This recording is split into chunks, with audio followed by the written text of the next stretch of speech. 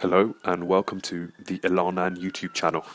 This is my first video and I'll be discussing the Labour Party and their stance on how to create a more equal society. So I'm on the Labour Party website and I'm going to show you the problematic aspects of the Labour Party's goal for social equality and how they plan to implement it. So let's read through their website first and where we stand, a more equal society. Labour Party is the party of equality. Labour Party seeks to build a world free from all forms of racism. That's good, I agree. A world free from anti-Semitism, considering that anti-Semitism is hostility or prejudice against Jews. I would agree with that as well. A world free from Islamophobia, considering that Islamophobia is fear, hatred or prejudice against the Islamic religion or Muslims, and that the definition for Islamophobia means that a fear or prejudice against the Quran or Hadiths is considered Islamophobic. I would actually not want a world free from Islamophobia, because the Labour Party seeking to protect the world from Islamophobia would infringe on my right of free speech for speaking against Islam and almost create blasphemy laws in the UK. And also, interestingly, only Islamophobia is stated here and not like Christian phobia or Hindu phobia. Any other phobia, that's irrelevant, only against Islam. Labour has a strong record on progressing women's rights and freedoms. That's good.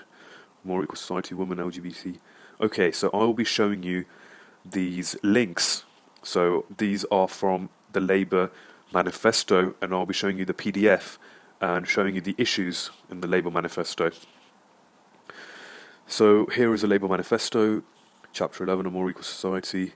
Let's see what they have to say. So this first paragraph was on the website, so we can ignore this part.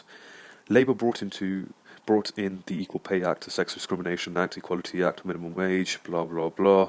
That's good. Under the Conservatives, progress is being rolled back, arguable. People with disabilities, LGBT and BAME communities, not quite sure what that is. Cuts to public services and social security are landing disproportionately on women and ethnic minorities. Notice the very clever wording for this. Cuts to public services and social security. So, because they are saying that the cuts to these are disproportionately affecting women and ethnic minorities, one would assume that women and ethnic minorities are benefiting more from public services and social security than men and non-ethnic minorities. So one would assume then that Labour would think that because women and ethnic minorities are benefiting more from the government, that there is no systemic oppression against women or against ethnic minorities. But if you've ever watched a Labour conference, then you know that's not how Labour thinks, which is quite contradictory. With 86% of the money raised from the Tories' tax and social security changes coming from women's pockets. So this is quite an ironic statement, because considering that women were given so much more social security and more tax benefits, I guess, not directly, they were given so much more tax benefits and social security than men, that when those things are reduced, that women are the ones who suffer.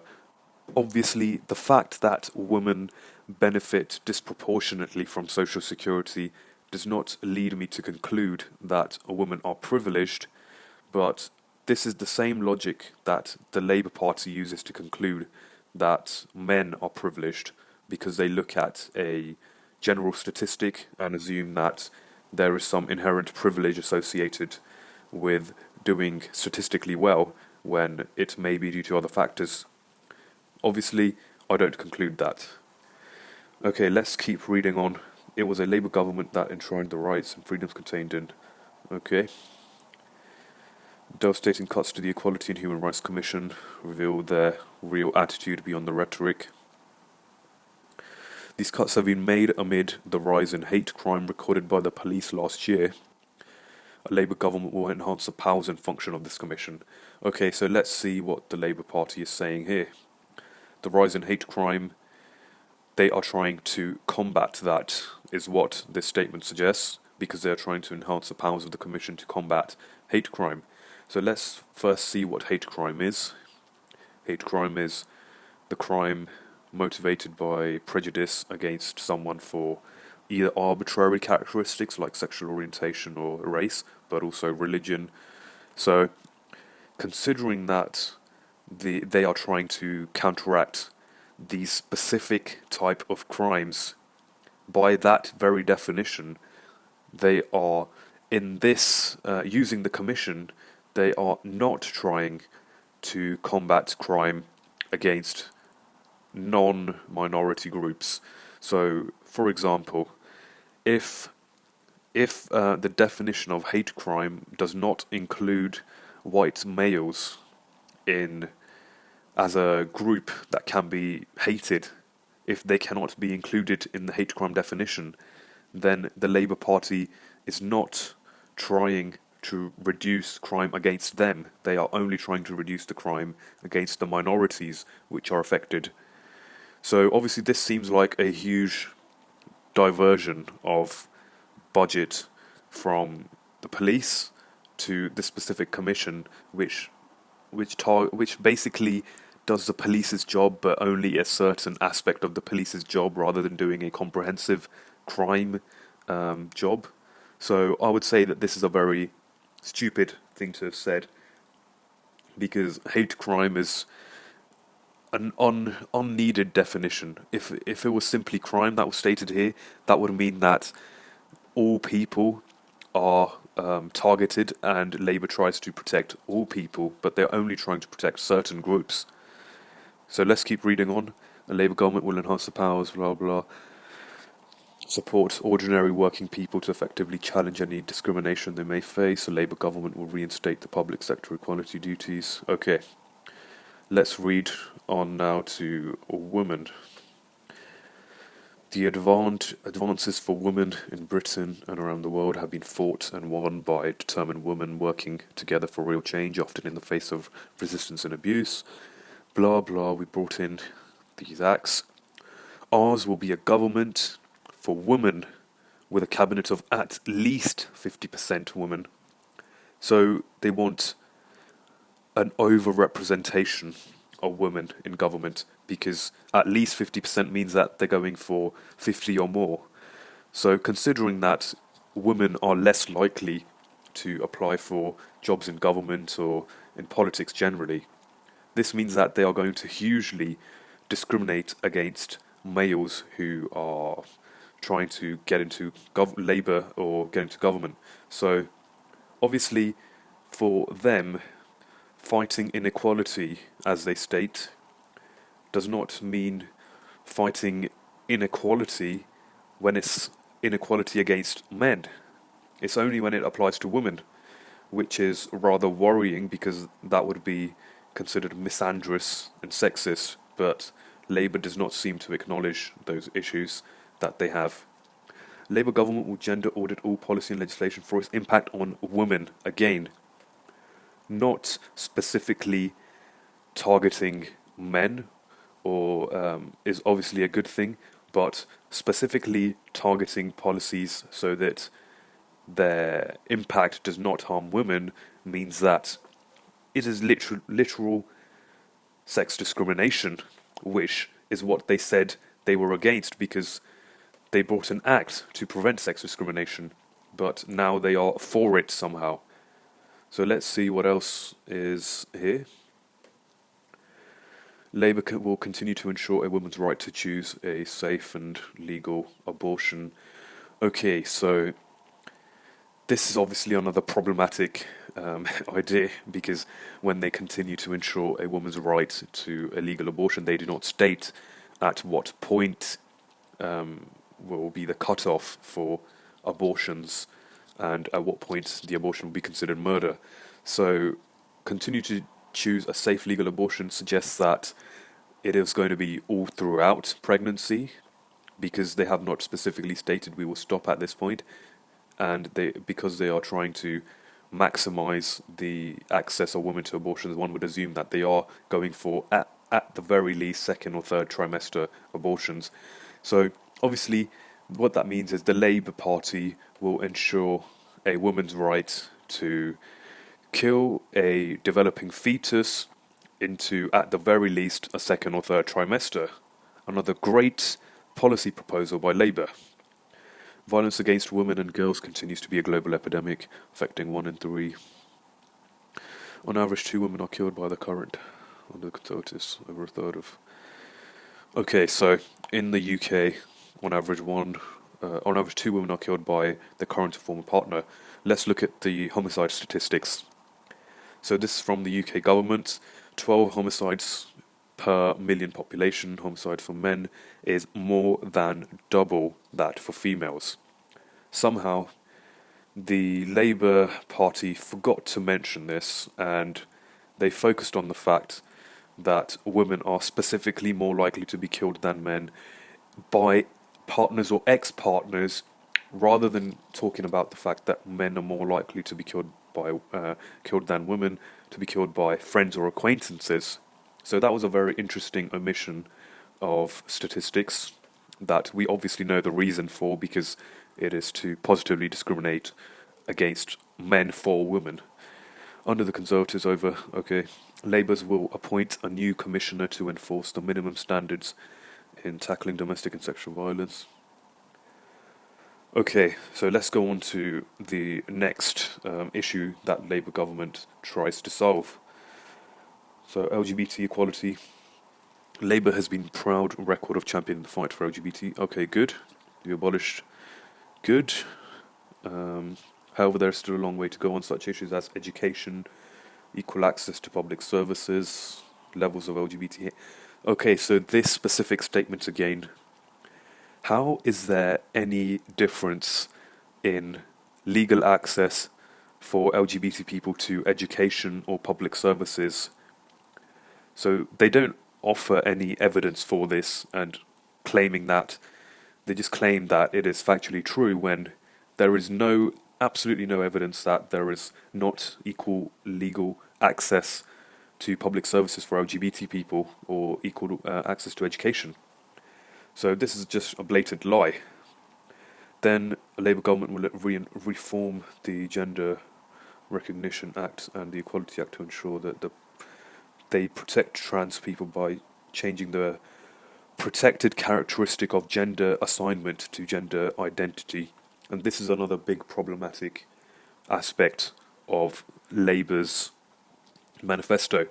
So protecting trans people by changing the characteristic to gender identity rather than assignment is going to make it so that any person can identify as a gender which they are not biologically assigned as, meaning that a male could assign themselves, identify themselves as females and go to female prisons, or a male could assign themselves as female and compete in female sports. And obviously this is a very complex and not complex but easy to see what is right kind of topic, and this is very well discussed by many other people, so I will not talk about this point too much.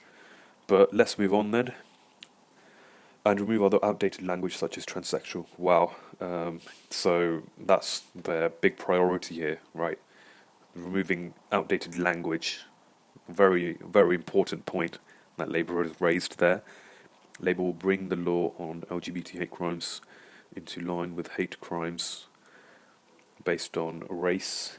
I agree with that should be in line. This should be the same thing because both are arbitrary. Race and LGBT are arbitrary characteristics, so I would agree with that. But then faith, rather, I don't disagree with it, but faith is not an arbitrary characteristic, and there would be some instances where discrimination based on faith would not necessarily be a hate crime, whatever that means. Further reading this, To tackle bullying of LGBT young people, Labour will ensure that all teachers will receive. Okay, will ensure all frontline health and social care professionals receive ongoing training. Okay, that's fine. Then we move on to the last section of this part of Labour's manifesto, diverse communities. So now more than ever we need to celebrate the profound and enriching transformation brought by the diversity of people. Okay. Today's Black and Asian-owned businesses are an important and growing feature. Yep. These businesses are important not because of their financial contribution. Okay. As a party of equality, we seek to build a society. Yeah, I've already discussed that, how that's troublesome. We should all be deeply troubled by the rise in racially aggravated attacks and race hate crime. I've already discussed that. Anti-Semitism.